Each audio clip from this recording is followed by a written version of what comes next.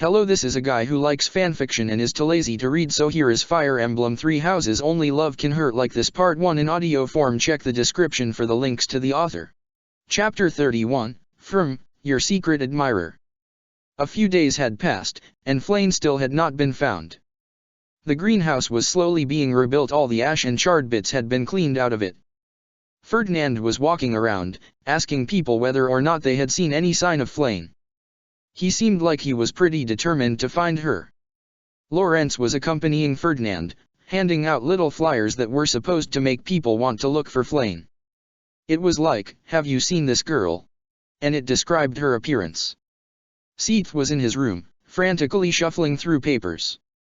There was a sudden knock on Seath's door, and he answered at once. He didn't even see who the person was before he started talking. "Hello? Are you here to tell me you have found signs of Flame?" It looked like he hadn't slept in days. "Oh. Yes, actually. It was Catherine." She seemed caught off guard by how quickly he answered the door. "Seath, I was shopping at the marketplace. Look what I found snagged on one of the stalls." It was a clump of bright green hair. Flame. He grabbed the clump like he needed to have it. "Show me exactly where you found this." Immediately. He picked up a spear just in case and walked out the door behind her. "Follow me." Catherine led him down to the marketplace. It was the blacksmith's stall. A few feet behind was a weird entrance in the wall, blocked by bushes. "A hidden passage, we have to go." Seath squeezed behind the stall and started pulling the bushes away so that they could fit through the entrance. "She's probably being held hostage somewhere cold and dark. Poor Flame, I'm coming for you." Whoa, wait.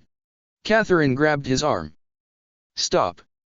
Don't think you can just waltz in there alone. We need to bring at least someone with us." "Catherine, I don't think you know how badly I need to search this passage for Flame.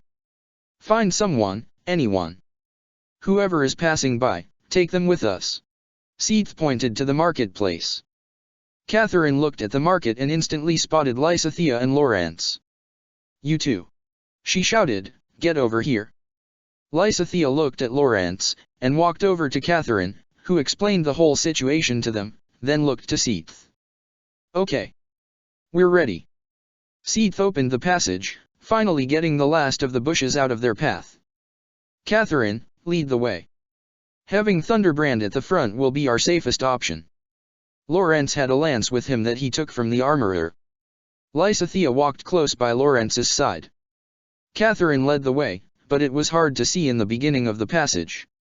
As they ventured deeper in, Flame could be seen lying unconscious on the ground deep in the passage. Just beside her, was Monica's unmoving body as well.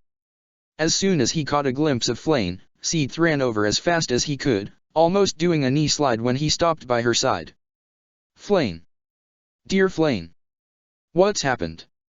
How could I be so careless?" He scooped her up and hugged her close, picking her up and holding her like a baby. "We have to get her out of here. Now." "What in the dash?" Catherine looked around. "What is she doing here? Wait. Is that Monica?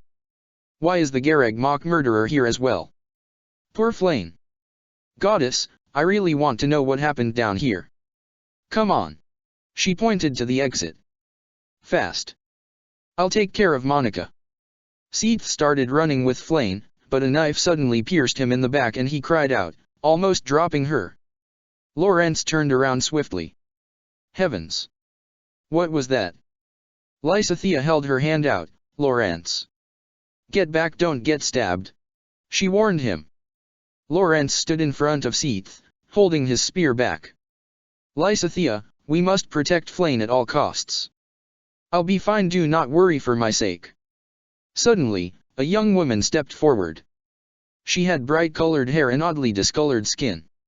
She was holding another blade, poised to strike. "I'm afraid I can't let you leave." She threw the blade at Catherine this time. Catherine deflected it like the undefeatable boss that she is. "Ha!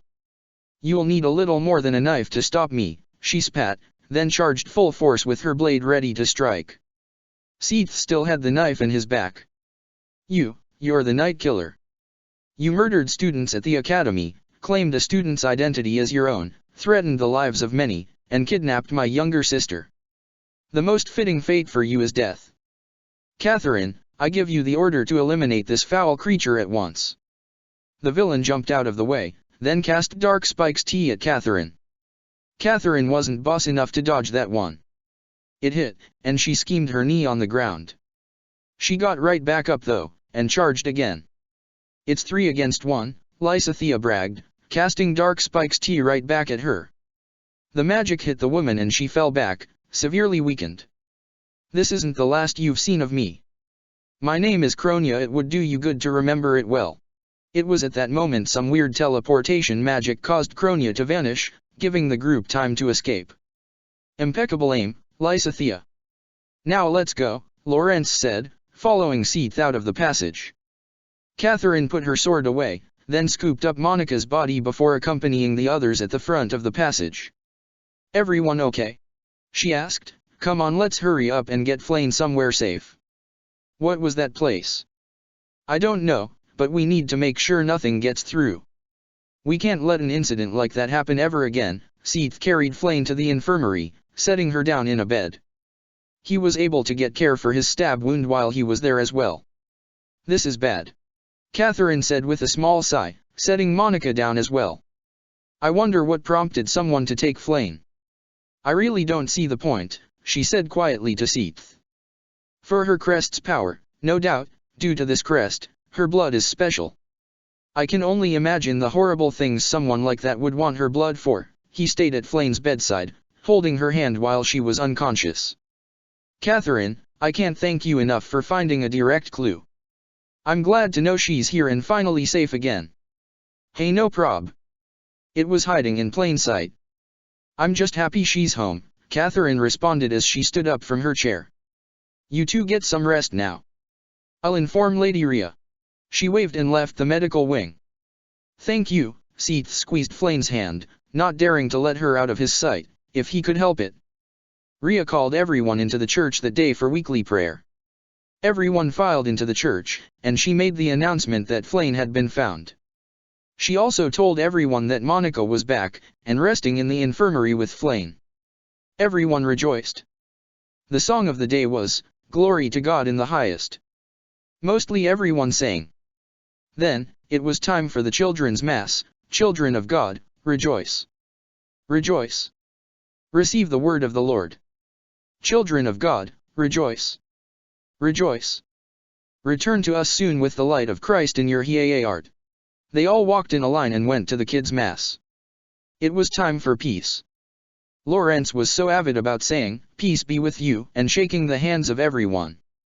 Then, everyone held hands and said the Our Mother. When it was time for communion, Ash said no thank you to the wine. Raphael just wanted a host so he could snack. After that, there was Sunny D and donuts in the dining hall. Linhard was taking a plastic cup and filling it up with jelly donuts. There were apple pie ones as well. Ingrid grabbed an apple from the basket beside the donuts. Yuri was actually up above for once, and he was sitting at a table alone while he ate his napkin of donuts. He had a little bit of powder on his lip from his messy donut, but quickly wiped it away with his napkin. Constance and Happy were sitting across from him. Constance grabbed a double chocolate munchkin. "My, these are delicious!" she exclaimed. "Now I understand why all the chocolate ones were gone when I went to find some," Yuri said, eyeing Constance's munchkins. "Save some for the rest of us, will you?" "Excuse me? I've only had 2. Be nice." She frowned, making an arm wall around her donuts so that nobody would steal one. Happy's hands were covered in powder. "These are super yummy." Yuri took a sip of Sunny D. "Hey, you want some Sunny D, Constance? You never know, it might give you a little boost of confidence next time we're out in the sunny weather." He pushed his cup toward her. "No, I do not want any," she shook her head. "Water will do fine." "I do not appreciate your snide remarks." Happy snatched the cup from Yuri. "I'll take it though." "Thanks." She chugged it. "I wasn't offering it to you, but, you're welcome." Yuri was secretly upset that she took his cup. "Anyway. So either of you have anything going on today? I caught a rare break. I was wondering if anyone wanted to do something today." Or tonight? Or inside? He looked at Constance. I seem to have no plans today. I mean, that depends. What did you want to do? Constance asked. I don't know. Something fun, Yuri said. Anything besides chores, honestly. Balthus lost a bet against me, so he's on guard duty today and tonight. Yikes. Sucks to suck. Happy flicked a crumb across the table at Yuri. I mean, I guess we could do something fun. I'm not really sure what though. There's nothing fun to do around here. Yuri flicked the crumb back at her. I'm always up for a good board game. If anyone wants to break out the games, I'm in. But I agree. This place is rather dull. We're pretty much outcasts up here, so it's hard to find things to do. I just don't listen to what others say about us, Constance said. Simple as that. But, yes. I would join you for a game, she said with a small nod. During dinner. Sounds good to me. Loser has to sneak up to the goddess tower, how about that? Yuri challenged. Now why must we place bets on everything? Constance asked with a small frown. What would be the point of sneaking there? Well, I think it's more fun that way. It puts an interesting twist on the game, wouldn't you say? But if the goddess tower isn't good enough, then, loser has to sneak into the kitchens and steal some of the liquor without getting caught. Yuri nodded his head towards the pantry. Oh my. I hope I don't lose, Constance said with a small frown. Happy shrugged. Sounds easy enough, she replied. I'm in. One of you will lose, I guarantee it. I've never lost any sort of game in my life. I don't play if I know I can't win. Yuri stood up. Well, I'll see you guys at dinner for our game. Be ready, the security here has really gotten strict ever since Flane was kidnapped. He gave them a wave before heading off. Happy and Constance stayed back for a while to discuss after Yuri left. The church cleared out, and classes commenced. Byleth collected her class's pop quizzes on Fodlan's history, and then released the class. Casper wasn't prepared for the pop quiz. He was distracted by something that happened that morning. He was holding something in his hand, looking confusedly at it even though he could read exactly what it said. Dorothea was seated next to him in class. Casper. Are you having trouble with a question? Maybe I can help. She just assumed he was working on homework. Huh? No. Don't look at this. Casper hid the paper from her, flipping it over and putting his arms on top of it. It's not an assignment. It's a note I found slipped under my door. Oh, a note. Come on, let me see. She exclaimed. Is it really that juicy that you won't even let me look at it? She asked. Fine, fine. I guess you can take a look. But it's kinda embarrassing. I don't know what to do. Casper slid the note across the desk to her so she could read it. Dear Casper. I have something to tell you. Meet me atop the goddess tower at precisely midnight. Sincerely, your secret admirer. Caspat looked embarrassed.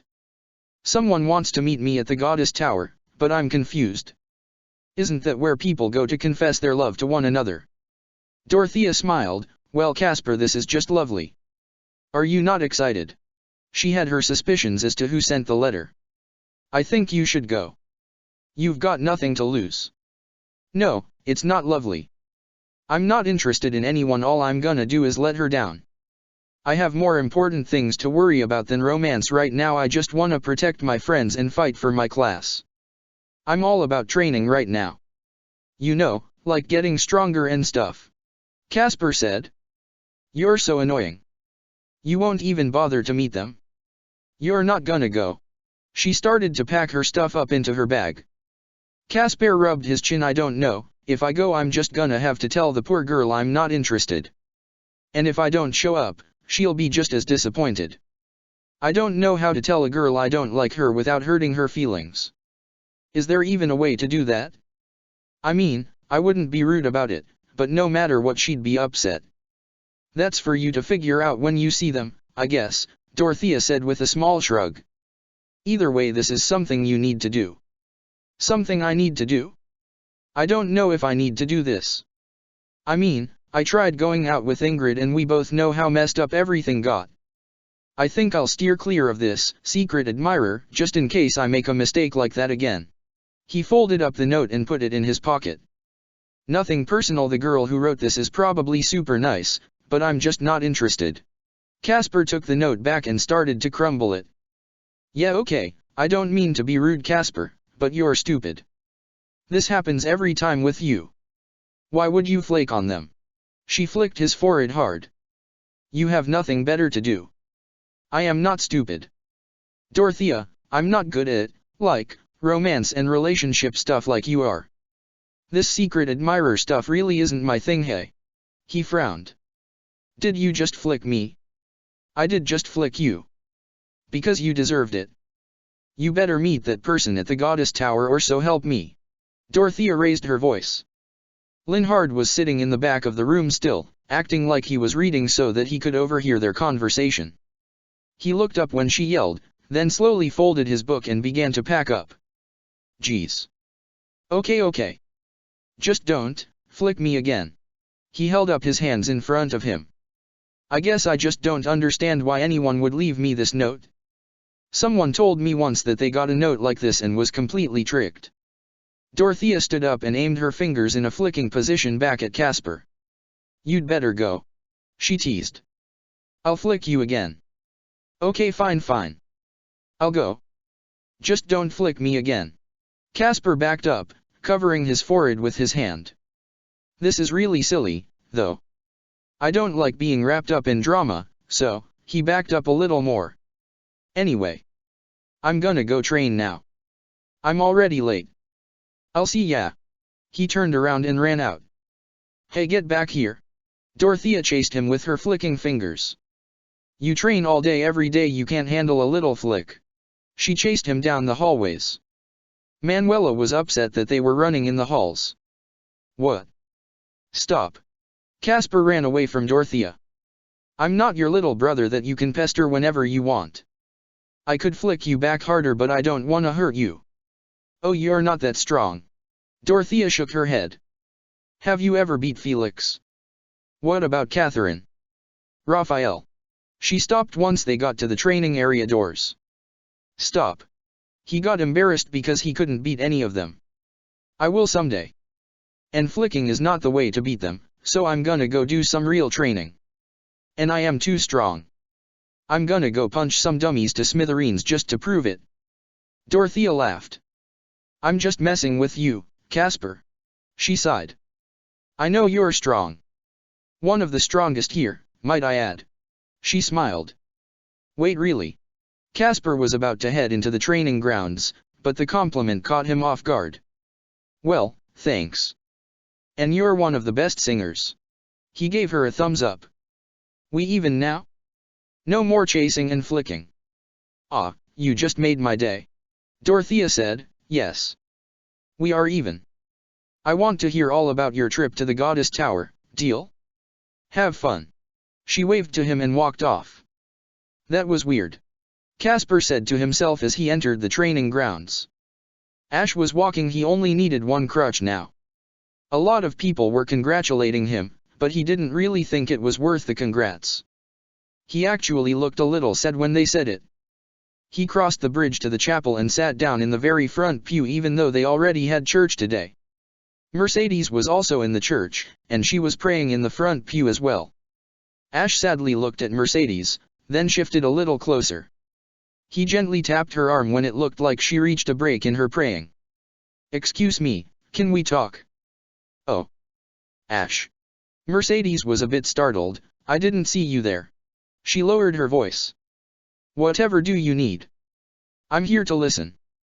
I'm having a hard time, and you're very kind, so I thought you might be able to lend an ear. He asked. Please. I don't mean to trouble you with my problems, but I need to talk. Oh no, you're not troubling me at all. Mercedes shook her head. What's troubling you? Is this about your adoptive father? Ash nodded. I can't get past it. Mercedes, I can't move on knowing that he's gone. He saved me from a life of poverty, and I watched him die. It's been a week since it happened, but I still can't seem to pull myself together. He started crying. Oh, you shouldn't have to feel better so soon, Mercedes said, shaking her head. You need to take all the time you can to grieve, she told him. Nobody is expecting you to feel better this quickly. But, the world doesn't stop, you know? I can't stop and shut down, because the world around me stops for no one. Even those who are grieving. Ash wiped his eyes off. Loss is hard, life is very difficult right now, Mercedes. I'm lucky to have friends like you and Annette. Oh Ash, we love you so much. She gave him a cozy hug. Do not feel pressured to heal faster than your emotions will allow. Please? Annette and I will always help you. Okay, he hugged her back. He sniffled. I'll try my best. I really will. I won't ever feel like I can't talk to you or Annette. Good. We love you, Mercedes said again. Let us know what we can do to make this process easier. We enjoy helping you. Maybe a sleepover. Sleepovers would be nice. Because my mind likes to wander at night, and I keep thinking about the battle when I'm trying to fall asleep. Ash frowned. But Lord Lonato's passing isn't the only thing I'm stressing over. Really now? What else is on your mind? Mercedes asked quietly. You have seemed very stressed as of late. I've noticed. It's my leg. I've been trying to make the best of it, but the medics said that my leg isn't healing properly. I don't think I'm ever going to be able to walk properly again. I won't be able to ride a horse. My dream of becoming a knight is slowly slipping further and further away. Ash's voice raised to a strained pitch. Well then I'm just going to have to start researching ways to help you. Mercedes exclaimed. I'm sure Annie and I will be able to find anything to help. You can't give up Ash, I will not allow it. The damage may as well be irreversible. He gently placed his hand on his leg. It would be a miracle if you could fix it, but to know that my lifelong dream might be taken away from me? It's crushing. You can't think that way. There's many people out there who become knights who aren't in top shape. Mercedes replied. But if I can't walk, how can I fight? Or wield a sword or a bow properly? How could I ever hope to ride a horse in good form? Oh Mercedes, it's no use. I appreciate the sympathy, but it's tough. Ash moped. Training, she explained, that might not be the answer you wanted to hear, but it may be your best bet at this point. I guess. I'm sorry. I'm sorry for throwing all of my problems at you. Ash covered his eyes. I really am lucky to have you, though. I honestly don't know what I would do without you. He gave her a sad look, then stood up. I apologize for being abrupt, but I need to go. I need to journal my feelings before I fall apart even further. He sighed, then started heading off. Soon, midnight came along. Linhard was waiting at the Goddess Tower. Chapter 32, Nerves. The next day came. Hanneman was teaching class once again. He was chalking on the whiteboard, then gave Casper a tally because he spoke without raising his hand. He also made Casper clip down to yellow for similar reasons. Or flip his card. Linhard also had to flip his card because he fell asleep during class. Hanneman said, remember, the Blue Lion's house next door is testing. So when you walk by, hand on hip, finger on your lip. He demonstrated and held a peace sign up. He dismissed the class. Casper made sure to hurry out before Dorothea could interrogate him. Linhard was sitting with his head down on his desk, which was pretty normal for him. Casper, of course, wasn't fast enough to leave before Dorothea caught up with him. Casper, stop. I need to talk to you about last night, Dorothea said, clutching her books tightly. She grabbed his arm and pulled him into an empty classroom. Oh. Haha, you caught me. I dashed before Casper could finish. Hanneman walked over and reminded them about the quiet sign, then left. Casper waited until he was gone to continue speaking. You mean about the note, right? The Goddess Tower thing. Yes, exactly. Please tell me all about it. Dorothea paused. You did go, didn't you? She asked, narrowing her eyes. Yeah. I went. Casper replied, I climbed the tower and saw this girl waiting for me. You probably have seen her around here before. She has short brown hair? From the Blue Lions, I think. Well, anyway. He paused. She told me the note was from her, so I was like, oh. Sorry. I appreciate the thought, but I'm not really looking for a date right now. I gotta focus on my training on getting stronger. She was a little upset about that. I think she almost cried, but I said sorry. And then she left, and I waited a little bit so it wouldn't be awkward having me follow her, and then I left. I have a feeling you're lying. Dorothea wasn't stupid, at least Casper didn't know about everything she knew about Linhard. Tell me the truth. Now. Lying? No, I'm not lying. That really happened. Casper said. Her name was Brandy. He hesitated a little, like he was making the name up. See? Why would I be lying if I didn't know her name? He said it more like a question, not wanting to admit that he didn't go. He was shocked she saw right through his fib. Yes, you are. What is wrong with you? You are an awful, awful person. Dorothea shook her head. Complaining about losing your best friend, then not showing up when he needs you most. What are you talking about? This has nothing to do with Linhard.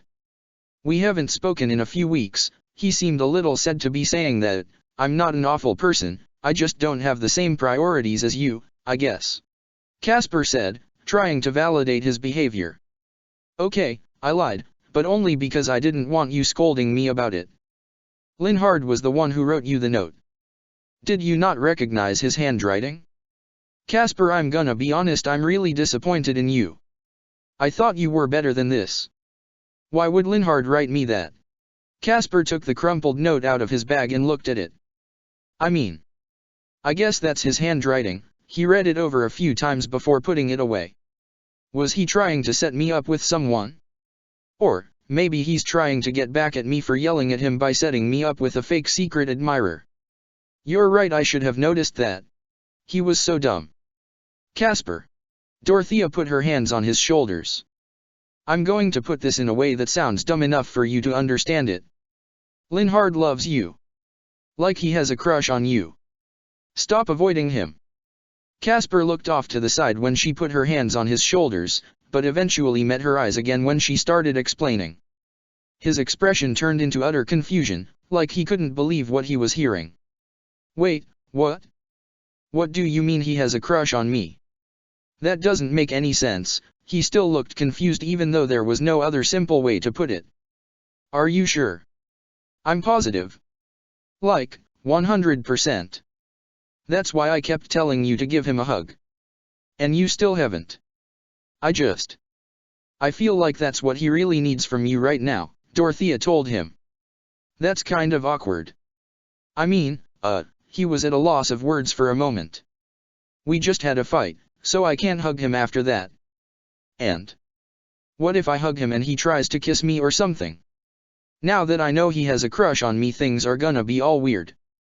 You need to talk to him about it, Casper, Dorothea urged, and that's so dumb. Why would things between you all of a sudden be different because of a little crush? I guess you really don't care about Lin at all, huh? What? No. I do care about him. But not that way, obviously.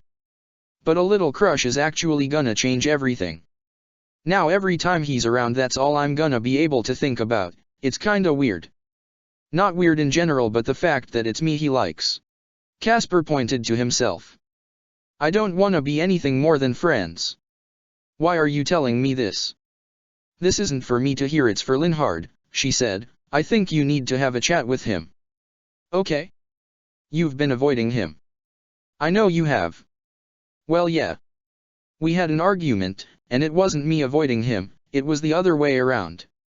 And if he likes me so much, why is he avoiding me? It doesn't make any sense. This is confusing. Casper put his hand in his head, confusedly.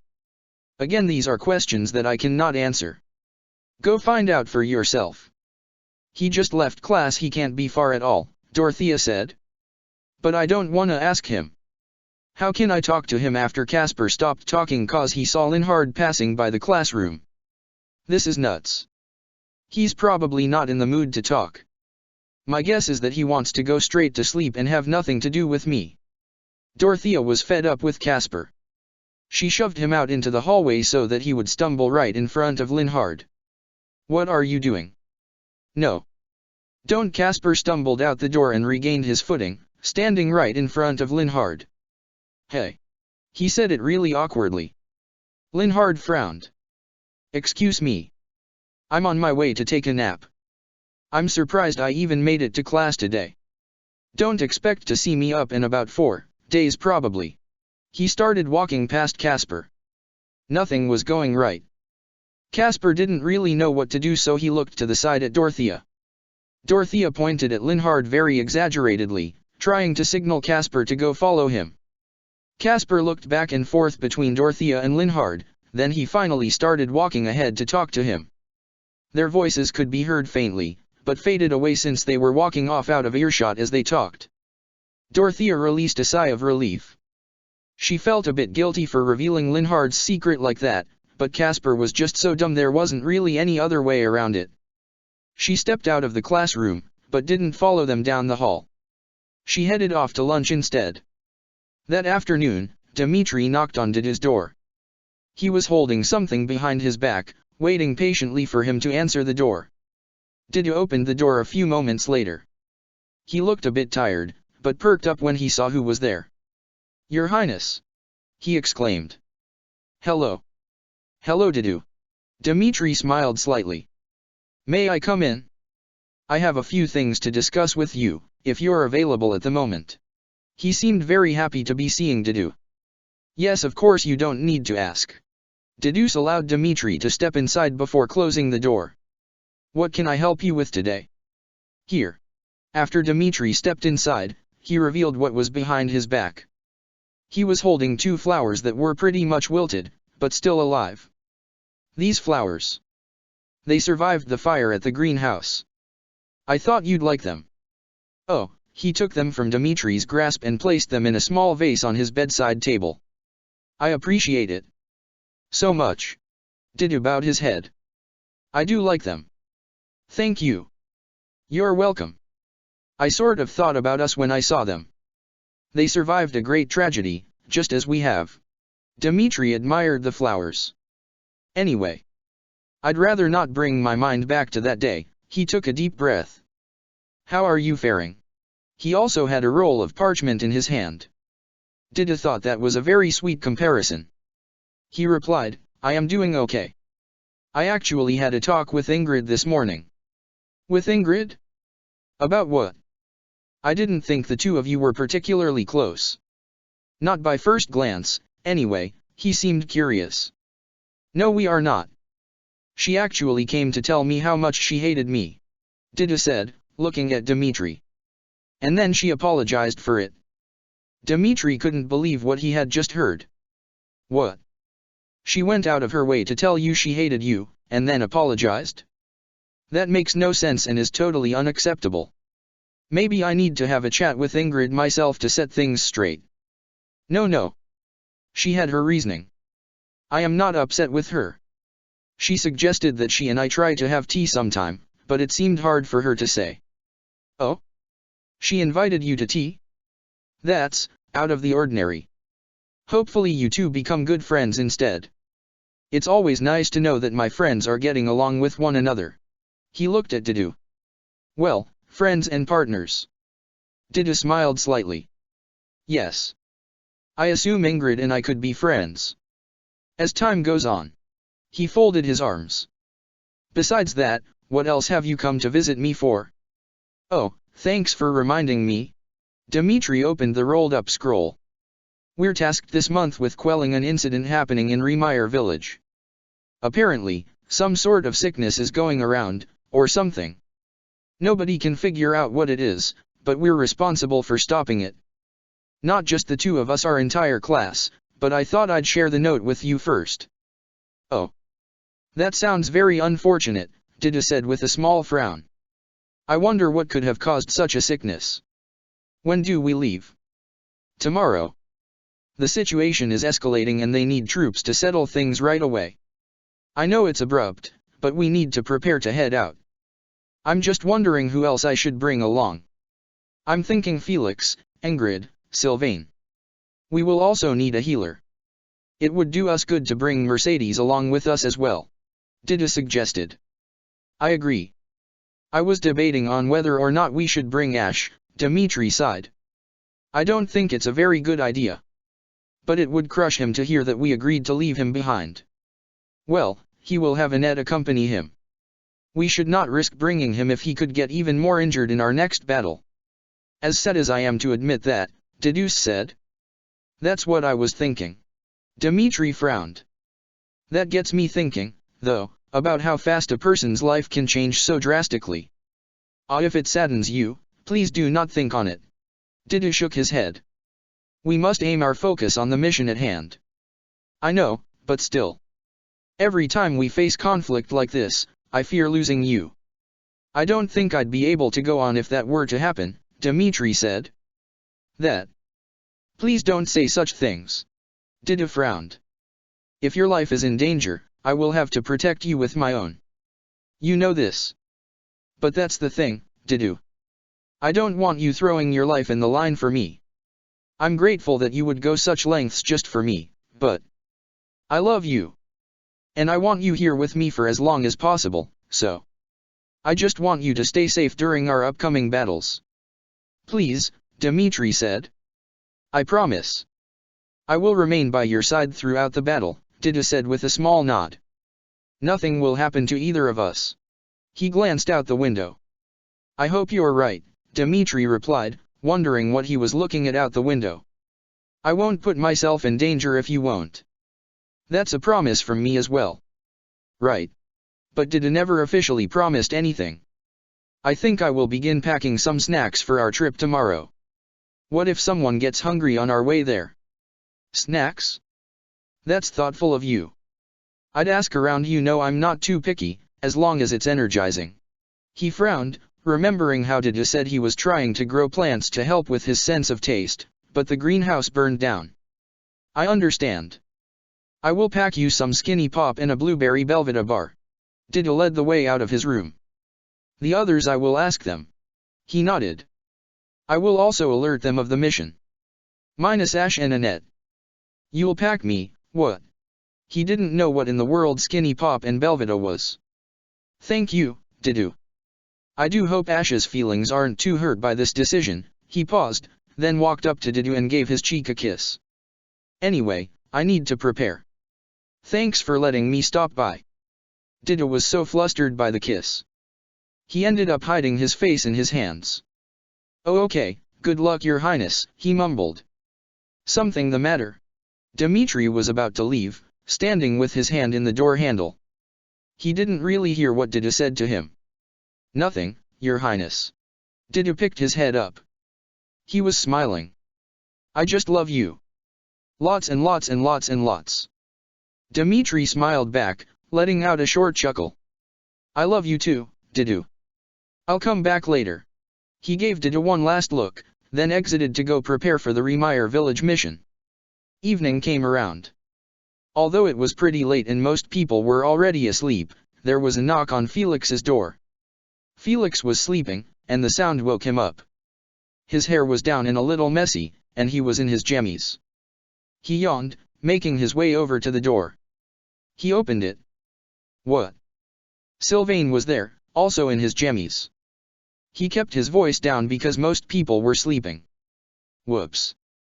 Sorry, I didn't realize you were asleep. Even though it's 11:30. I probably should have assumed you were in bed by now.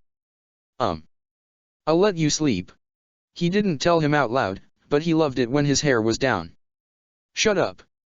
Come on. Felix grabbed Sylvain by the arm and pulled him into the room and closed the door. I just trained extra today and it tired me out quickly, that's all. Ah, got it. I don't know if you saw me, but I dropped by to watch for a little while. Sylvain walked in, then said. If you're tired, then get some rest. I'll just hang out here, until morning. He shrugged, basically inviting himself for a sleepover. You're welcome to stay here. But why did you come in the first place? Felix asked, sitting down on the edge of the bed and rubbing his eyes sleepily. I don't know. I couldn't sleep. I was just laying on my back staring at the ceiling. Sylvain frowned. We're going somewhere dangerous tomorrow. We've been on missions before, so why am I so nervous now? I don't get it. Seriously, I've never been more nervous for a fight. Sounds crazy, but I've been having some jitters as well, Felix admitted. Come here. He scooted all the way to the end of his bed so there was room for Sylvain to lay with him. Sylvain walked over to the bed and got cozy, turning on his side so that he was facing Felix. You too? I mean, you were probably sleeping, feeling all safe and sound, until I showed up. You can't feel jitters if you're asleep. He sighed. Felix replied, No. But I trained so much today to prepare for tomorrow. This seems like a dangerous mission. I mean, a lot more than any we've had in the past. Yeah. I don't even know what to expect. It's so weird, isn't it? I can't help but think this isn't just some weird illness. Sylvain paused. And it's not just that, this is our first mission, as a couple. I don't know if it makes any sense, but something about that makes me a nervous wreck. Me too, Felix said quietly. I mean, of course I worried about you before, but now? I don't know. It feels different. You better not die out there, Sylvain. You have a bad habit of getting hurt for my sake. What? I like to protect you. It's just one way to show I care among many other ways, if you know what I mean. Sylvain sounded flirty for a moment, but his tone changed. Felix rolled his eyes. You know what I mean, he said. Countless times you've taken a trip to the infirmary for my sake. He said, I've had to change thousands of bandages for you. And, during all that time patching me up, did you realize that you had fallen deeply in love with me and couldn't resist tending to me day after day? Sylvain narrowed his eyes a little, teasingly. Felix blushed. He never got used to Sylvain's teasing, it never failed to make him embarrassed. I refused to believe it, he said. How long? Sylvain asked, curiously. He was obviously changing the subject away from the battle so that he didn't have to think about it anymore. How long have you liked me? For a while, Felix said. Longer than I'd like to admit. I mean, I never thought it would amount to anything, so I just shoved it down. And dated Annette instead. Oh. Yeah. Ha, I kind of forgot that happened. I didn't think you two would work out anyway. But, to be honest, if you didn't kiss me then I probably would have gone my whole life oblivious of your feelings. Good thing you opened my eyes, I was really missing out. Why was I wasting my time with girls when you're clearly so much better? That's what I'd like to know. Felix shook his head. There was a small weight on the bed. Glenn walked over and curled up between them. Sorry.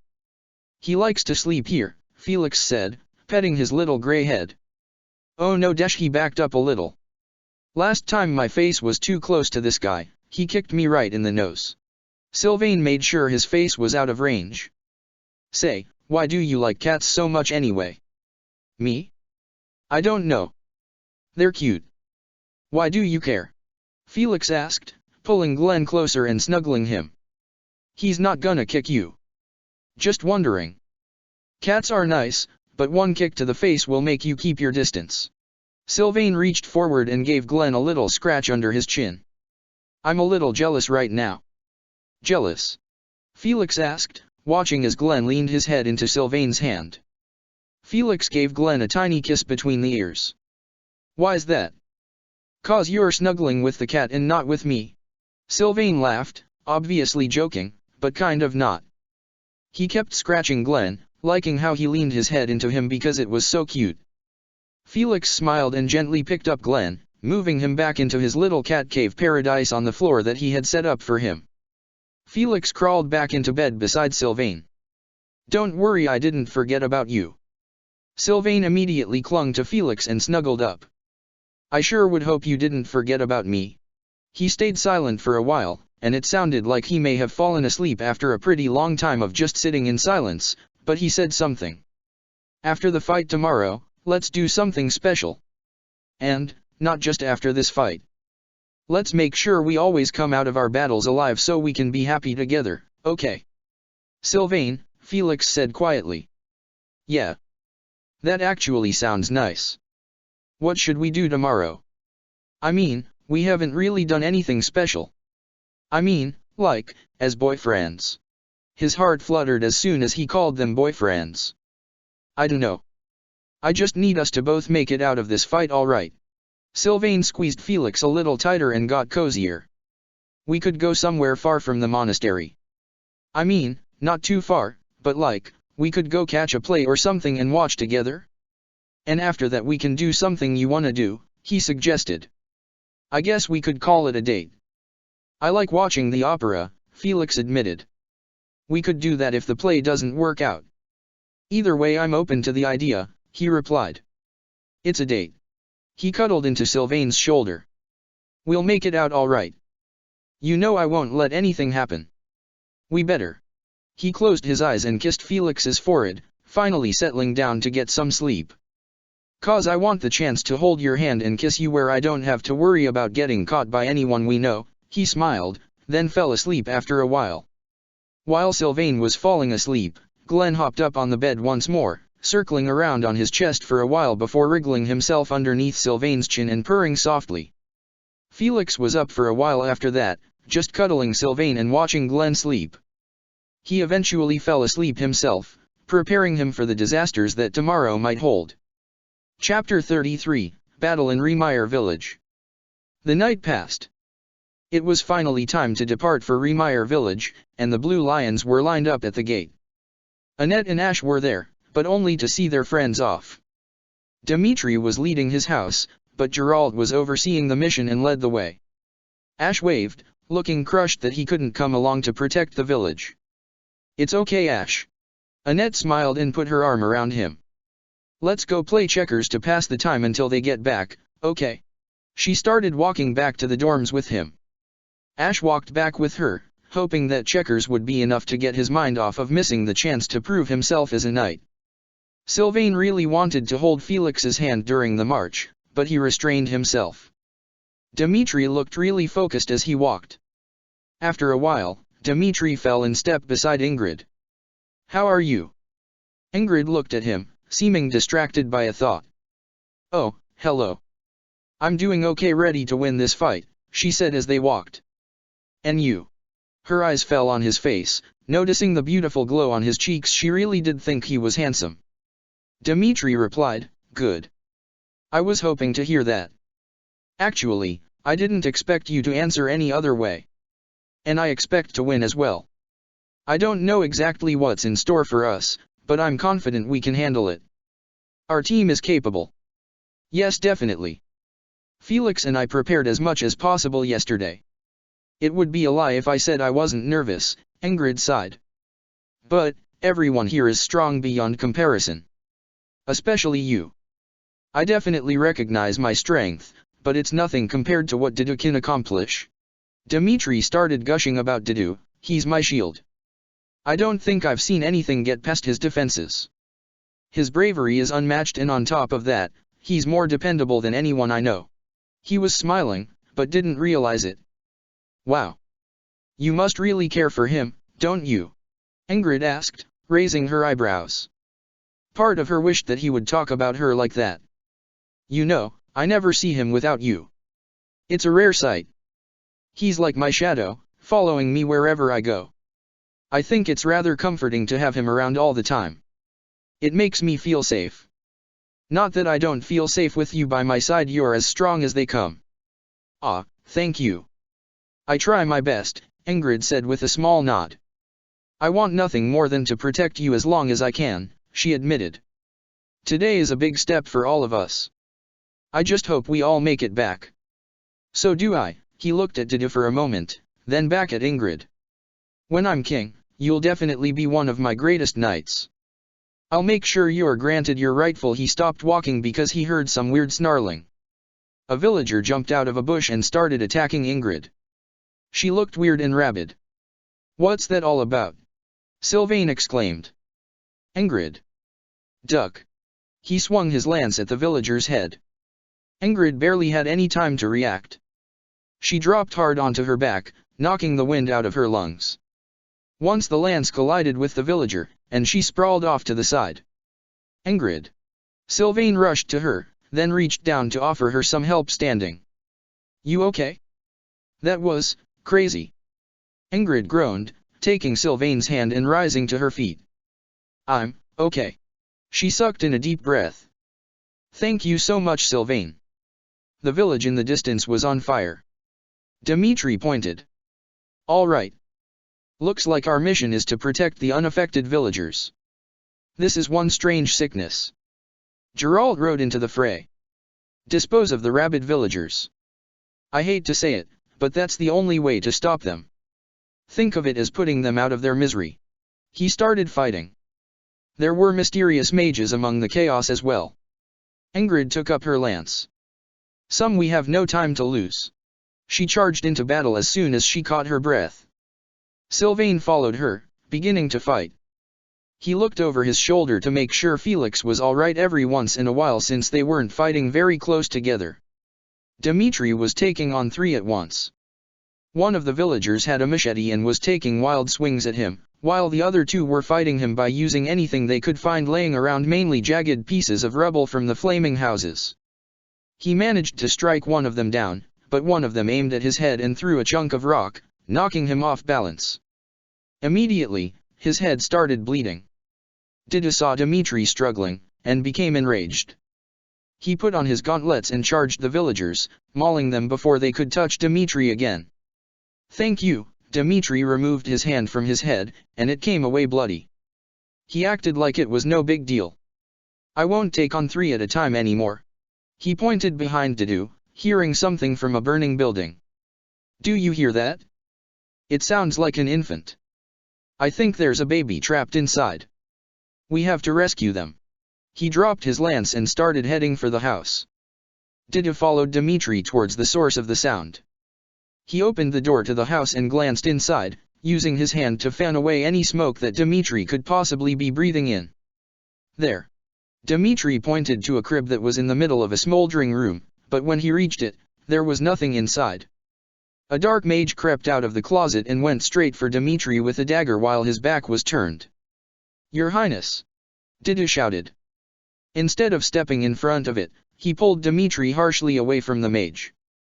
He wanted to honor Dimitri's wish of not getting hurt during the battle. Dimitri turned around just in time since Didu alerted him, and he dodged the ambush. He grabbed the mage by the arm and pulled him into the flames. A huge mass of rubble fell on them, and Dimitri ran with Didu out of the house. He started coughing. I can't believe I fell for that. I'd be dead if you hadn't stepped in. It's okay, do not fret. Didu shook his head. There was no child. Come on, we need to finish off the last of the infected villagers. Dimitri nodded, then went back to fighting. He ignored his head wound for the time being.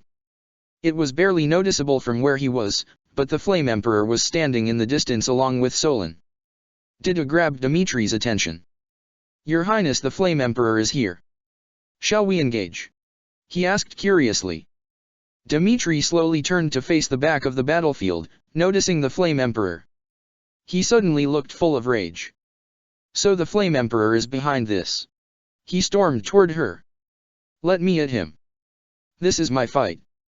Didu swiftly followed behind Dimitri, just in case. You. Dimitri marched right up to the Flame Emperor.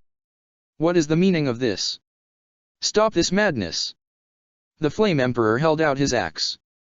This is a necessary step in creating a better world. Try and stop me if you want, but just know I am working toward a brighter future. Your logic is senseless. Killing innocent people is no way to create a better world. Dimitri started fighting against the Flame Emperor. Didu stood beside Dimitri, but did not interfere with the fight. He would only intervene if it looked like he needed help. Dimitri's rage was making him seem like the dominant one in the fight, but he was really just tiring himself out. His lance was just clanging off of the Flame Emperor's armor at this point. His head wound looked like it was getting worse. Mercedes! Didu shouted, pointing at Dimitri. Mercedes made eye contact with Didu and immediately understood, using a physic on Dimitri to ease his pain. Feeling refreshed, Dimitri attacked with all his might again. He was about to land a killing blow, just like last time he faced the Flame Emperor, but he disappeared right before he could win. He stood there, breathing heavily. He got away. Again, he gripped his hands tightly, but realized he was starting to lose focus. He needed to stop the dark mages. He focused on Solon and began fighting him instead.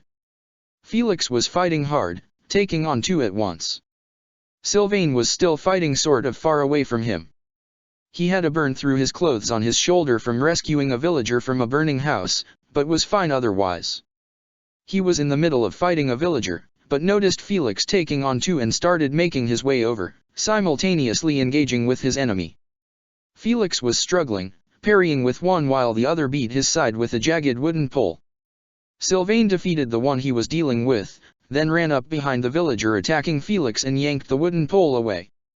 The villager stumbled back after the pole was yanked out of his hands. He hissed, then lunged at Sylvain with his grimy fingernails. Sylvain shouted, "Whoa!" Then pierced the villager through the stomach when he got lunged at. He made sure the villager was dead, then turned to Felix. "You okay?" That was close. He didn't realize it, but the villager he was fighting before wasn't actually dead. She sprang back up with a woodcutting axe and threw it straight towards Felix. It soared through the air, spiraling towards Felix's skull. Sylvain's eyes followed the weapon, and he realized that if this hit Felix, there was zero chance of survival. He gasped and tackled Felix to the ground so that he wouldn't get hit, throwing his lance at the attacker right before they hit the ground. Felix hit the ground hard. He winced, then turned to look at the villager to see if she was hit with Sylvain's spear or not. The villager was dead, and the spear was lodged in her chest. But, when Sylvain rolled over to look at Felix, the axe was sticking through his armor, and blood was soaking through his clothes and onto Felix. He was in so much pain that he didn't know what to do, and all he could do was cry out in agony. Chapter 34, Are you mad at me? Felix gasped, and scrambled out from underneath Sylvain's body. "Sylvain!" he shouted, pushing himself to his knees. He looked down at himself, hating the thought that he had Sylvain's blood on him. He looked for Mercedes, but realized she was occupied. "Ingrid!" he called, "Get help! Get Mercedes now!" Ingrid's eyes fell on the scene and she gasped, her hand covering her mouth in fear. She nodded and didn't waste a second before she ran towards the other end of the village to find someone to help. If Sylvain were to die, she didn't know what she would do. "You'll be fine, Sylvain." Felix wanted to comfort him until his wound could be healed, but villagers began closing in on him. He grit his teeth and stood up, defending Sylvain from the villagers until there were none left in that area. He was badly cut up, but he didn't care. He knelt beside Sylvain again. Sylvain wasn't able to move since there was an axe lodged into back. He was sure that he was going to die, which scared him beyond measure. He gripped the grass in his hand, trying to bear the pain, but it was too much for him and he eventually passed out. No, Felix cradled Sylvain's upper body in his lap. "Hurry!" he cried desperately. He felt so helpless. Dimitri was about to land the final blow on Solon, but he disappeared in a plume of purple light before Dimitri's lance could connect. The villagers all stopped attacking as well, dropping to the floor. Minutes after Felix cried for help, Ingrid returned with Mercedes. "We're here to help," Ingrid exclaimed. "Heal him," Felix pleaded. Ingrid knelt opposite of Felix, cupping Sylvain's face in her hands. "He's unconscious," she cried. It's not working," Mercedes pointed to the wound. "You must remove the axe." Felix didn't hesitate to rip the axe out and throw it across the battlefield, allowing Mercedes to heal Sylvain as best she could. Sylvain slipped in and out of consciousness. He heard Felix's pleas to heal him, and he was awake just before Felix pulled the axe out. He let out a fierce cry when they dislodged the axe, which was buried in his lower back. The wound was a bit smaller after healing, but definitely not closed yet. Mercedes frowned. "I'm sorry. There's not much more I can do." Felix removed Sylvain's armor, wincing when he heard him cry. He couldn't fathom how badly this must hurt. He hated that he was the one causing him this pain. He took a bandage from Ingrid. Together, they wrapped the wound to the best of their abilities. Sylvain went unconscious again as they started wrapping him up, his breathing ragged. Dmitri stood where Solon once was, resisting the urge to fight even though the battle was already won. He took a deep breath to calm himself down, then walked over to Dida to check on him. "Are you alright? You look unscathed," which he heard shouting from the other side of the village. That didn't sound good. "Come on." He started running toward Felix and Sylvain. He and Didu arrived, looking worried. "We have to get him back. When you're done wrapping him up, we must leave immediately. We can dash." In return for helping their village, the villagers let the Blue Lions use a stretcher from the hospital in town. They gave it to Dmitri, who thanked them and set the stretcher on the ground so they could carry Sylvain on it. Felix and Ingrid gently set Sylvain down on the stretcher. Didu picked one side up, and he let Dmitri grab the other. They began hurrying towards school. Felix stayed beside Sylvain's side the whole walk back, keeping his hand on his chest to keep him from slipping off.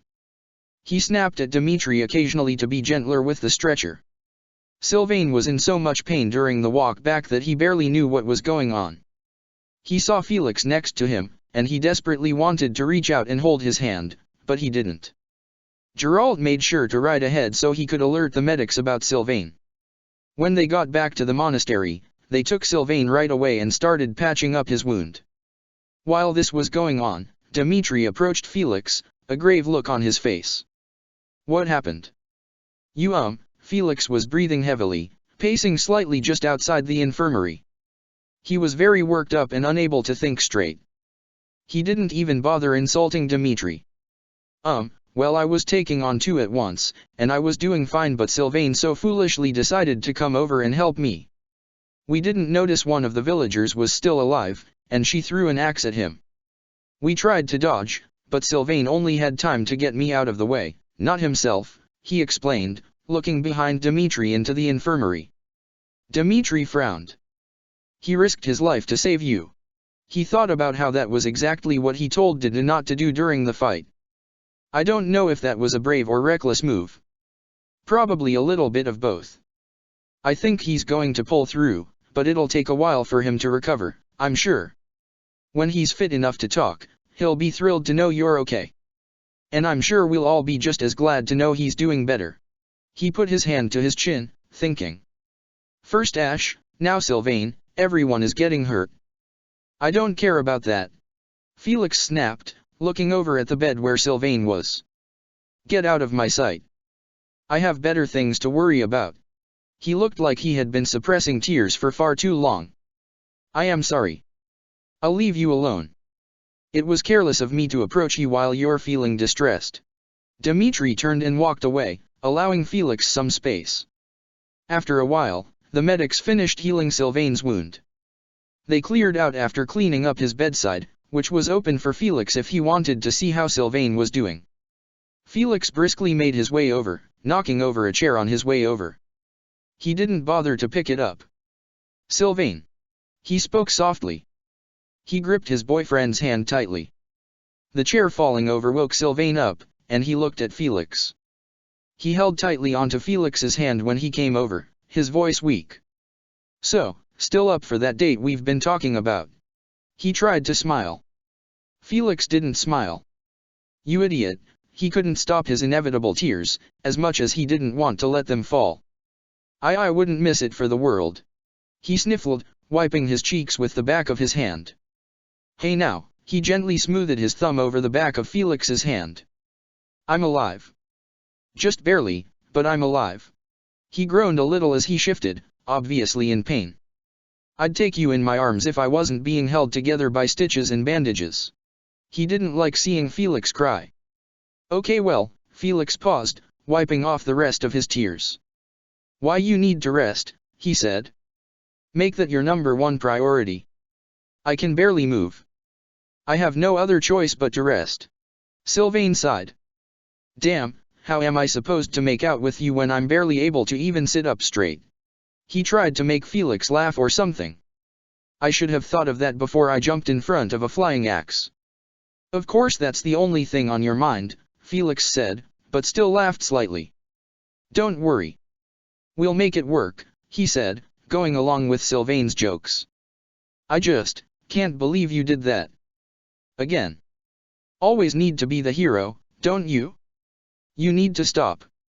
I know how much you hate chivalry. Too bad I like you so much that I'm willing to put my life on the line. Sylvain rolled his eyes at his own comment. Probably not the safest decision for either of us, but I'm pulling through. He looked away. Are you mad at me? Mad? No. Felix sighed. No. I'm grateful, he admitted. There's no point in dying for my sake, he snapped. Your life always outweighs those of your comrades. You're probably right. 'Cause if I died, you'd be in pieces. And how is that good for either of us? Sylvain thought for a moment. I mean, some people might be happy that I died. Like my ex, maybe. Maybe Ingrid, so she won't have to deal with my nonsense. He smiled at his own joke. My brother, probably, he frowned because that one was true. What? Why are you saying all of this? Shut up, Felix snapped, shaking his head. You lived. That's all that matters, okay. I guess you're right. The more time with you, the better. Sylvain took a pause, then turned his head toward Felix. Plant 1. Felix's eyes widened. He looked to make sure the nurses had their backs turned before giving him a little peck. He backed up slightly afterwards. Look, Sylvain. I can't repay you for everything you've done for me today. Oh come on, that wasn't even a second long. Do you believe in healing kisses? Sylvain let out a sigh. You could repay me by kissing me for longer. He smiled, but then got more serious. But in all honesty, I don't want anything in return, okay? I don't need you to repay me. Just make me feel loved. That's all I ask. Deal. I can do that, at least, Felix said with a small sigh. The school bell rang. Felix looked at the door, then back at Sylvain, a worried look on his face. If you gotta be somewhere, you can leave. I mean, I'll be here when you get back, obviously. It's not like I can get up and go anywhere. Sylvain looked at the door, then at Felix again. No. I don't want to leave you, Felix said, dragging the chair that he had knocked down over to Sylvain's bedside. He sat down, folding his arms stubbornly. All right then. I'm not gonna argue that. Looks like we'll both fall behind in class together. Sylvain laughed. He stopped talking when he heard the door open, though, and a bunch of girls came in with gifts. They surrounded Sylvain's bed, and they were all telling him how upset they were that he got hurt and if they could tend to him. Felix stood up, looking at all the girls. Are you serious? Get out. He shooed them. He wants nothing to do with you annoying bitches. Get out. He shouted again, maybe being a bit too rude. They all got super offended, but were intimidated by Felix and ultimately left. They all left some of the gifts behind, though. Sylvain watched them leave, then looked at Felix like he was shocked. Whoa. I saved you in battle, and you just saved me the trouble. We do make a pretty good couple, huh? Felix sighed deeply and plopped back into his chair. Whatever. They were annoying, he said, folding his arms again. Plus, you're mine. Not theirs. Who knew you could be so possessive? Before we started dating I never would have guessed it. I like it, though. If we made things public, then everyone would know I belong to you. And that's exactly how I'd want it, Sylvain said. We both know we can't do that, Felix said with a small frown. It wouldn't work out. It would only make things worse. I know, Sylvain was silent for a while, but then he said, quietly. What if I told Ingrid? Would you be upset? Ingrid? Felix frowned. I mean I don't know. I feel like she wouldn't accept someone like us. I don't know why.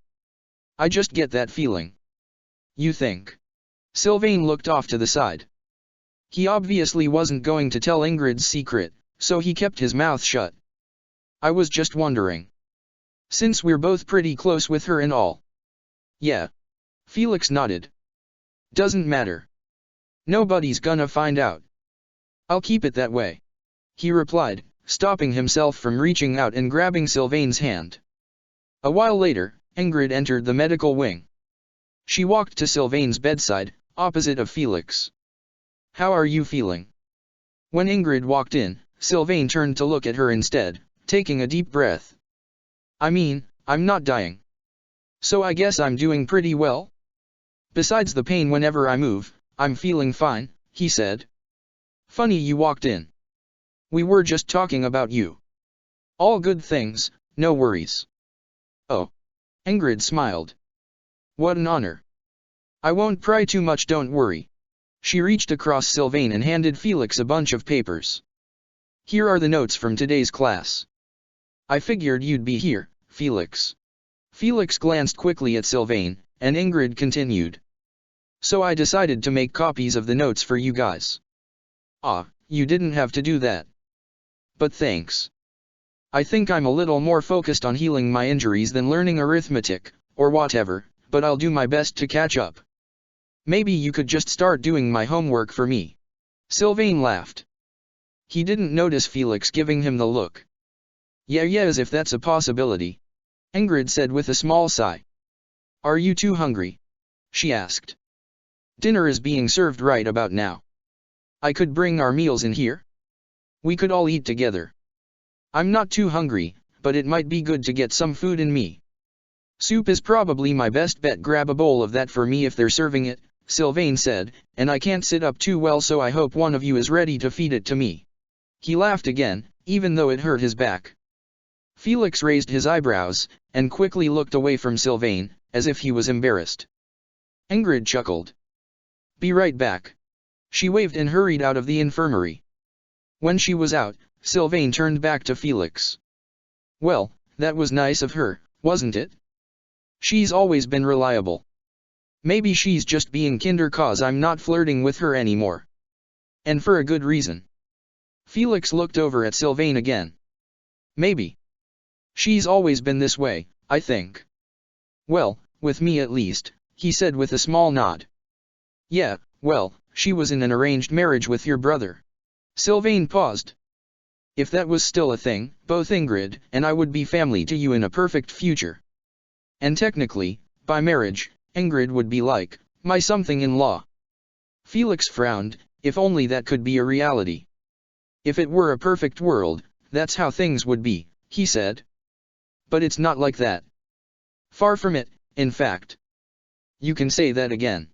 Sylvain sighed. "I mean, we can try to make it as perfect as we can. Even if we have to keep this a secret our whole lives, I'll still be happy. I hope you feel the same." "Of course I feel the same." "Rude that you would suggest otherwise," Felix said, just as Ingrid walked through the door holding 2 trays, both full of food. She set them down on the end of the bed. "Okay. So I grabbed a few chicken kebabs for Felix and I, some mashed potatoes, and green beans. And then Sylvain, I got you a bowl of chicken noodle soup. Sound good?" "You know I didn't mean it that way." Sylvain was distracted by Ingrid, who came in with the food. "Oh, that smells great. I guess I'm hungrier than I thought I was." He tried sitting up a little bit, wincing when he couldn't quite get a good position. "Ow. Someone wanna get me an extra pillow?" "Got it," Felix said quickly, walking to an empty bed and snatching a pillow. He slowly and very gently tucked it behind Sylvain's back. Ingrid, already eating, followed Felix with her eyes as he moved. "Feel good?" Felix asked Sylvain. Sylvain situated himself on the pillow, closing his eyes since he was in pain. "Ow. I wish I could actually lay down without a stabbing pain shooting up my back, 1 inch to the side, and my spine would have been chopped in half." He let out a sigh. "Feels better than before though. Thanks. Maybe some good old chicken noodle will make me feel at least a little better. Don't move around too much if it hurts." Felix said softly, "Just ask us for help if you really need something." Ingrid already finished her first kebab. "I'm not straining myself. Relax. Really, I'm fine. I think I'd know if my stitches fell apart." Sylvain asked, "Can I have my soup?" "I was joking about the feeding thing. Unless we have a volunteer." He looked between them, but his gaze rested longer on Felix just to see if he could get a rise out of him. Felix was holding onto Sylvain's bowl. You were kidding? He asked quietly, his cheeks getting red. Oh. Yeah. Of course you were. Here. He gently handed the bowl to him. He felt embarrassed to have wanted to feed Sylvain so badly. Ingrid stayed silent, still watching Felix intently. When Sylvain took the soup bowl, he made sure to purposely brush his fingers against Felix's. Thanks. He blew on it, making sure it wasn't too hot before he ate some. Ingrid, did you eat any of my soup on the way? I feel like you were at least tempted. What? Of course I didn't. Ingrid sounded offended. Chicken noodle isn't even my favorite, she said with a small frown, taking a bite of green beans mixed with mashed potatoes. Sylvain sipped on his soup, and when he was done, he couldn't quite reach out to put it on his bedside table. He held it out for Felix to move for him. This would have been the perfect meal if I wasn't injured. When I heal up, we should all go out to eat sometime. My treat. Ingrid replied, that actually sounds nice. It's been a while since the three of us were able to do something like that. Felix quickly took the bowl and set it back down on the tray. Right? I think the last time we did that was during our days before the monastery. School really took the time away from us, didn't it? Not to mention the dispatch missions. Things changed, I think. Sylvain snuck a look at Felix. Drastically. Felix got embarrassed again and looked down at his feet. Ingrid sighed. You're right. It's a shame, really. But, we've met so many lovely people here. Yeah, I guess. And not to get all sentimental, but I think I'd take my old friends here over new ones any day. I mean, I'd understand if you guys got sick of me after a while, but I never get sick of either of you. Sylvain looked at Felix. Actually, I take that back. He was obviously teasing him. Excuse me. Felix snapped, though he had a smirk on his face. Ingrid chuckled. We could never get sick of you, Sylvain. Let's be honest, you can make anything a good time. Glad to know I'm the comic relief of the group. So if I'm the comic relief, what does that make you? You're the level-headed one, I guess. Which leaves, he pointed at Felix, you are the short-tempered one who's hiding his big heart under a stoic facade. Ah, shut up. I have no heart. We all know this. Felix sighed, cleaning up the rest of the plates. I'll be back. He picked the trays up and began to bring them to the dining hall. Yeah, well, the Felix I know has proved otherwise. Just saying. Sylvain smirked. Ingrid looked to Sylvain once Felix exited. This has been really nice. May I ask, are things okay between you two? I mean, I did just risk my life for him. I think things are better than ever. Why do you ask? Sylvain said. Well, we all know how Felix is when it comes to heroes and chivalry, Ingrid said, but, it's so sweet to see the way he takes care of you. Really? He doesn't act this way with anyone. I know. It's weird, isn't it? I mean, not weird, more like a rare sight. I love it. Sylvain smiled. What can I say? I bring out the best in him, he said. I hope you find someone who takes care of you like this. Or someone you can take care of. You deserve it. Dorothea keeps saying that. All she wants is someone to take care of her. Is it so foolish to wish that person could be me? Ingrid said with a small sigh, just before Felix walked back in. It can be. Ingrid, you should. Sylvain stopped talking, not wanting to accidentally say anything in front of Felix. Ah, you didn't even come back with dessert. I was hoping you'd walk back in with a handful of pastries or something. He was obviously just pretending to be upset about it. Pastries. Alright. 1 second. Felix turned and hurried out of the room again. Ingrid chuckled. Geez. He's really waiting on you hand and foot. Felix. I didn't actually mean. Sylvain watched him rush out. Well, there he goes. At least he'll come back with a treat. He resumed what he was saying to Ingrid earlier, before Felix walked in. I was going to tell you to maybe shoot your shot. I was kinda scared when things first started out with Felix, but now? I realized how happy I had the potential to be. And now I wouldn't rather be with anyone else. Really? Ingrid sighed, plopping her face down into her hands in an exhausted manner. It's just so odd, she told him. I never know what to think or what's the right thing to say. Oh, if you're looking for pickup lines, I've got you covered. I'm sure I've got one for every letter of the alphabet. I couldn't tell you what we learned in class last week, but I do have experience with talking to the ladies. Just let me know, Ingrid.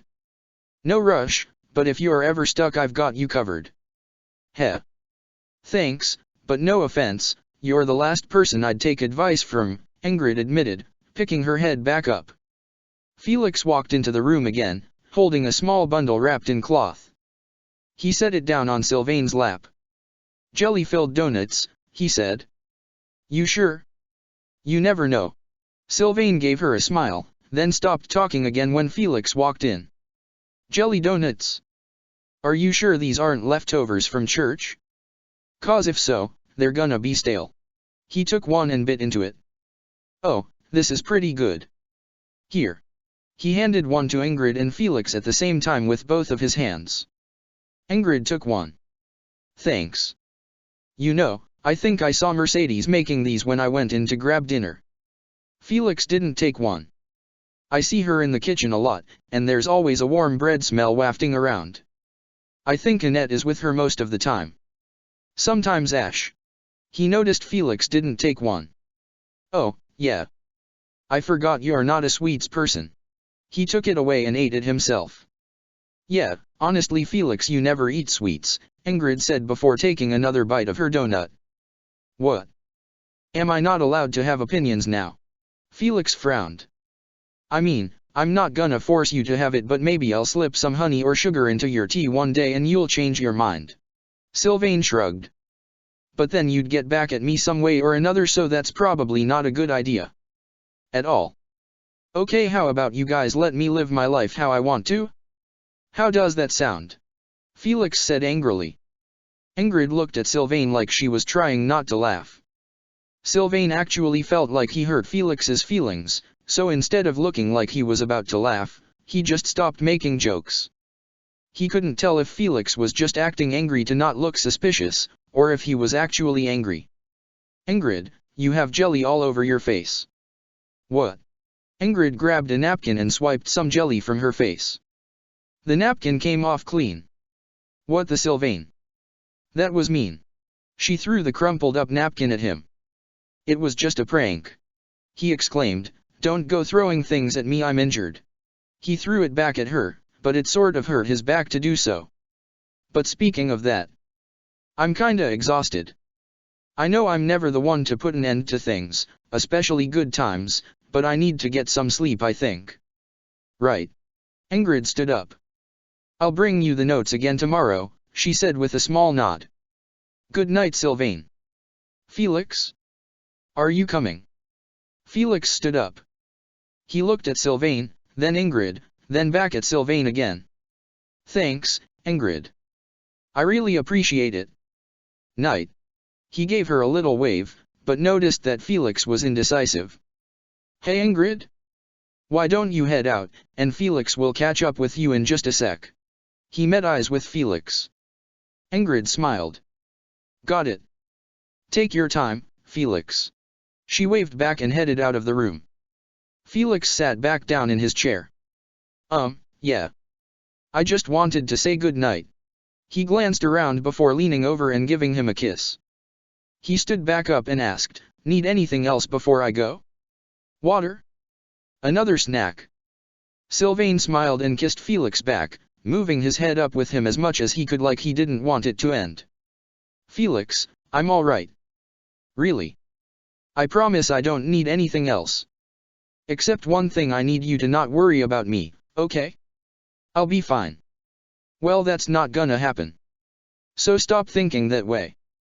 You nearly died for my sake, I'm gonna help you as much as I possibly can. Felix looked at Sylvain. Good night. He turned and walked out of the room. Sylvain couldn't help but smile, though, as Felix walked out of the room. Good night, Felix.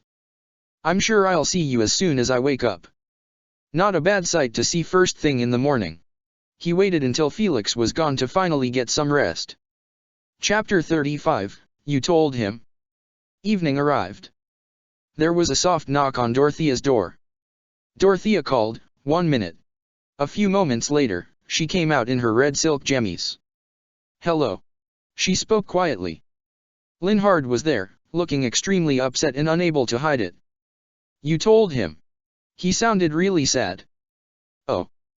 Linhard. I'm so sorry. Dorothea frowned, putting her hands on her cheeks. He was just being so stubborn. When he got the note, he didn't want to go, and I wanted you two to get along again. And he wasn't taking the hint, so I told him. I am so very sorry. I know I shouldn't have. I know that. Linhard frowned. As stubborn and clueless as he is, I still wanted to be the one to tell him. Or I wanted him to figure it out himself. Yes, I wrote him the note, but I wasn't expecting him to show up anyway. I just wanted him to know that there's someone out there who likes him. He put his hands over his face. I'm losing sleep over this. Everything is going wrong. I thought I lost him before, but there was still some hope. I guess now I can really forget about him, huh? Why you can't just give up like that? Dorothea shook her head. Linhard, I'm so sorry. This is all my fault. Please, how can I make it up to you? She asked. How can I fix this? You want to fix this? Honestly, I don't think it's something that can be fixed. He sighed. I really don't know what to say, Dorothea. I miss the way things were before everything became so complicated. He looked at the ground. I'm not mad at you. But I am very disappointed. Just promise me you won't make a mistake like that again. Of course I won't. You don't have to worry about that, she mumbled. I'm so sorry. I'm so sorry. I don't like fighting of any kind. So I'm not going to waste my time arguing about this. Plus, I'm going to need a friend more than anything to get me through this. Linhard sighed, hanging his head. Excessively apologizing won't fix anything. Really? I understand, Dorothea said quietly. Have a good rest of your night, Linear. She backed up into her room and closed the door behind her. She squeezed her eyes shut and balled her hands into fists, pressing them up against her face. I'll try. But before you go, I just want to say, don't let this stop you from joining me tomorrow for lunch or anything. I'm not holding a grudge. He paused. And I hope things work out for you. With Ingrid. He frowned when she closed the door, then dragged himself back to his room. That next morning, breakfast was bustling. There was a special feast in the dining hall. Hilda grabbed her tray, and began looking for a spot to sit. Casper was having cookie crisp. Most of the tables were pretty full, so Hilda ended up sitting across from Casper. Hey Casper. Good morning, she said with a small sigh. That cereal looks delicious. Morning. Casper took a bite of his cereal. He was shoving as much into his mouth as he could at once. It is delicious. Probably not too healthy, but it's like dipping a bunch of cookies in milk at the same time. He swallowed his bite and slid the bowl forward. Want some? No thanks. Hilda shook her head. This waffle is good enough for me, she said, putting some of it in her mouth. Hey, you're having a great hair day. Me? I barely have any hair. Casper looked up, but obviously he couldn't see his own head. It's not like I did anything to it. I just kinda woke up and got out of bed. Who has time to do their hair when they can get straight out of bed and start training? You're kidding. Well, it looks great. I have so much work to do today, she commented, eyeing him slightly, then looking back down at her waffles. Like what? He said with his mouth full. I do too. It must be that time of the school year when everyone's bustling around and studying for midterms. Yeah. I mean, I have stable duty today, Hilda said. It's just so much with everything else I have going on. Gross. So you're gonna be shoveling horse poop all day? Make sure you reserve a spot in the showers before they fill up. Casper drank the leftover milk from his cereal. Well, that's the thing. I hurt my wrist pretty badly during training, so I'm not sure how I'm going to get the job done. She told him, hoping that he would offer to help her. Oh wow. That sucks, Casper said. He seemed more interested in how she hurt it than the fact that she wouldn't be able to do stable duty. So you hurt it during training? What did you do to hurt it so badly? I chose an axe that was too heavy for me. She sighed. So what am I supposed to do? How am I gonna finish my work all on my own? Maybe you could wear a wrist brace? There was one time I hurt my hand, so I wrapped it up. It actually worked. I barely felt any pain for the rest of the day. Maybe you could do that. Oh, I don't know how to do that, she shook her head. Plus, I don't want to waste any medical supplies. Why would it be wasting medical supplies if you actually need it? That's what the medics are for. I always go there after training for some good old rest. He started eating a piece of toast. Hilda sighed. Well, I always see you with bruises and cuts all over.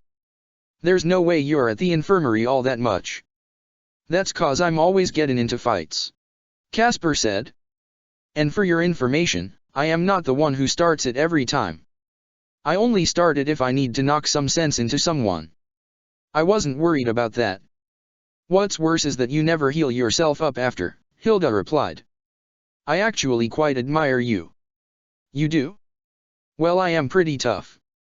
Getting rest is important, but I also think being able to withstand the pain is something that sets me apart from the mediocre fighters out there. No. Casper, no. She shook her head. I understand that you just want to help, but sometimes, you end up making things worse. But that's better than not doing anything at all, am I right? He said, crunching some more toast. Sometimes, if I just stand there, things get way out of hand. I can handle a few scratches and bruises. Right. But what happens when your weird fight injuries prevent you from protecting your comrades in battle? Well, that's never happened before, so I don't know. I've been able to fight through it all this time, so I guess I don't really have to worry about that, do I?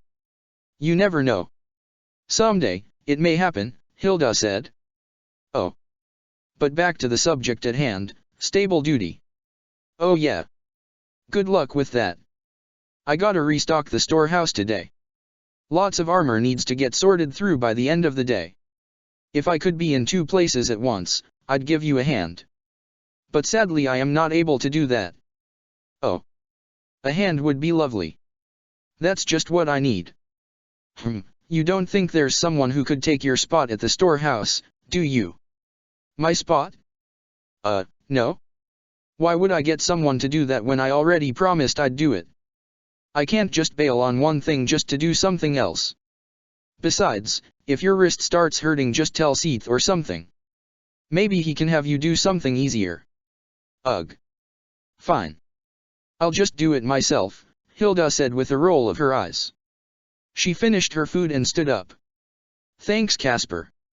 I don't know what you're thanking me for, but you're welcome. He said to her, we should eat together again sometime. That was a lot of fun. He gave her a friendly wave. See ya. She put her plate away and angrily dragged herself out to the stables to start her day. She was so upset. Ash was at the stables. Even though he was on a crutch, he was working hard to maintain the paddocks as best as he could. It even seemed like he did most of the work before Hilda even got there. Hilda felt a little bit guilty seeing him working there, so decided to try her hardest today. Since it was the last class before the weekend, Hanneman said, all right, since it is Friday, I will allow a game of silent ball. If you talk, you are out. If you drop the ball after it touches you, you are out. If you choose not to play, sit at your desk with your head down. Ready? Begin. He took a ball from his desk and tossed it to Claude. Claude grabbed the ball and got silent immediately. He threw it to Lysithea, then Ignatz, then Lawrence. Lawrence wasn't expecting the ball. He said, oh, very loudly and got out. Raphael threw the ball too hard and accidentally headshot Leonie and was disqualified. Leonie was way too serious about it, it was kind of embarrassing.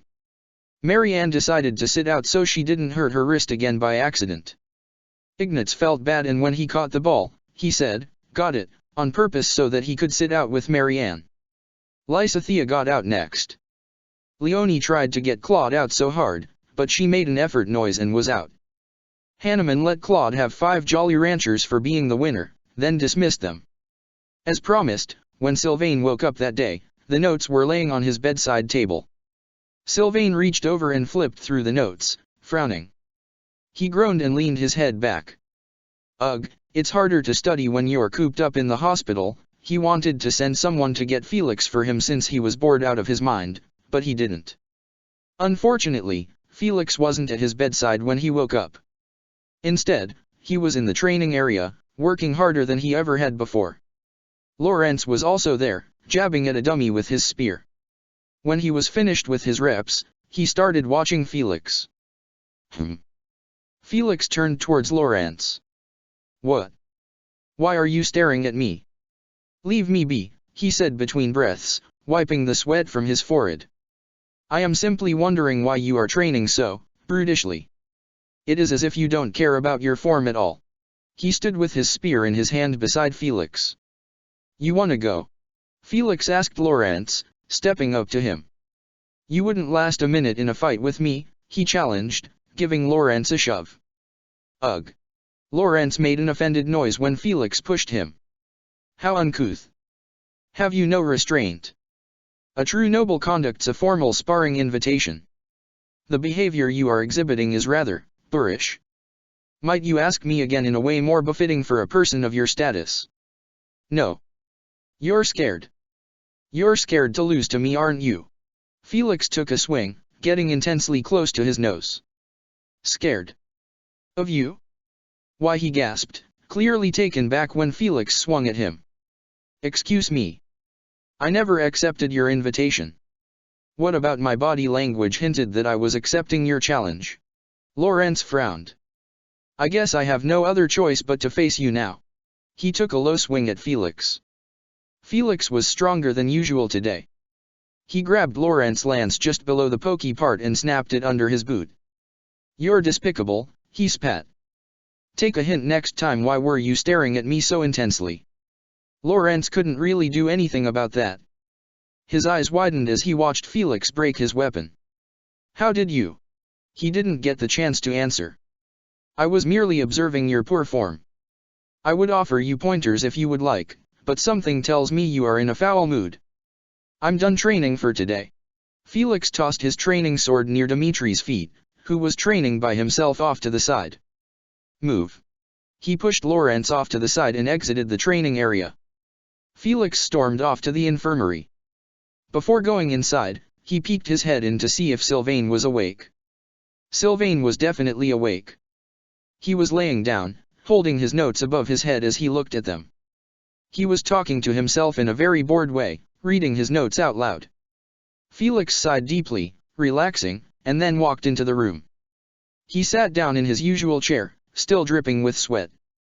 Hey. Sylvain seemed really happy to see Felix, immediately setting his notes aside. Wow, you smell divine. He laughed. Do you feel as hot as you look right now?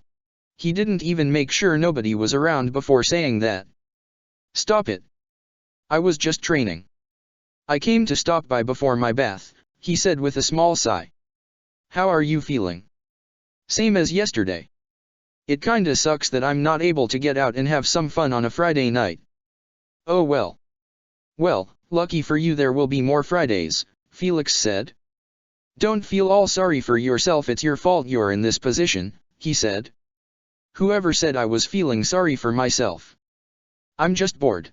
Sylvain dramatically put his arm over his forehead. If only there was someone around who could make my time here less boring. He peeked at Felix from under his arm. Felix couldn't help but smile at his comment. Come on, I'm doing the best I can, he said with a small sigh. But hey, I really do need to wash up. I'll come right back after. Deal. Fine. But be quick. I think boredom is gonna kill me before my wound can. Sylvain let out a sigh. Okay. He took a quick look around before kissing Sylvain's forehead. I'll be back. He left the room.